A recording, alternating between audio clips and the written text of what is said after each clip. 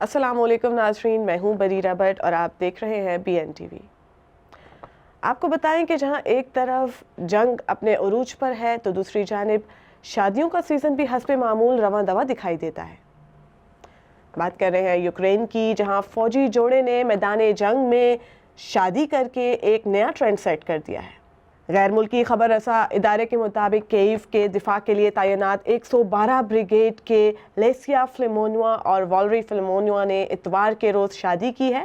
جہاں آپ کو یہ شادی کی خبر سنائی دیتی ہے، وہیں پر ایک دلسوز خبر بھی سامنے آتی ہے، اور وہ ہے ایک ماں کی اپنے بچے سے جدائی۔ جی، یہ واقعہ بھی پیش آیا یوکرین میں، جہاں پر ماں نے اپنے بچے کی زندگی بچانے کے لیے اپنی بیماری کی وجہ سے اس کو سلواکیہ بھیج دیا۔ وہ خود نہیں جا سکی، لیکن اس نے اپنے بچے کے ہاتھ پہ اپنا فون نمبر لکھا اور اس کو روانہ کیا۔ سلواکیہ میں وہاں کے حکام نے اس بچے کو ریسیو کیا، اس کو کھانا فراہم کیا اور اس کو سیکیورٹی پرووائڈ کی، اور یہ جدائی بھی ہمیں دکھائی دیتی ہے یوکرین میں۔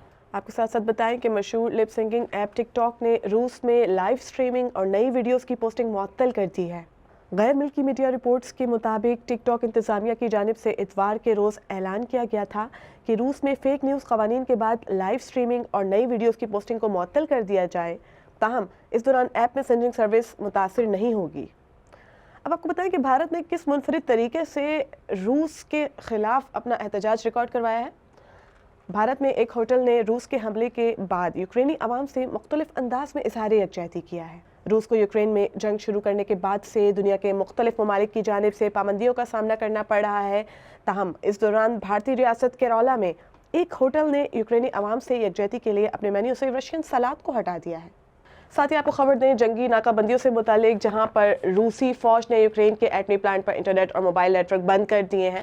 انٹرنیشنل اٹامک انرجی ایجنسی کے سربراہ کا کہنا ہے کہ روسی افواج یوکرین کے ایٹمی پلانٹ میں مداخلت کر رہی ہیں۔